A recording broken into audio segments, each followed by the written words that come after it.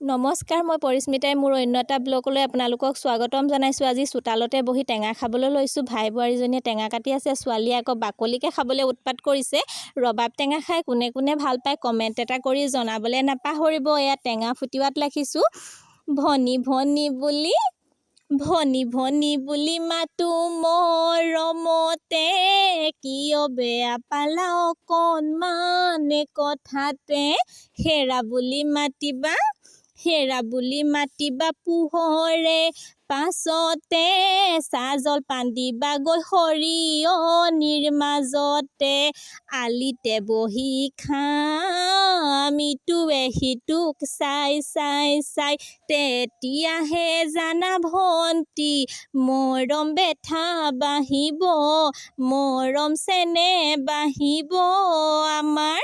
টেঙাটো খাই বহুত ভাল লাগিল। মামীয়ে দি পঠিয়াইছিলে, মামীক ধন্যবাদ এটা জনাইছোঁ।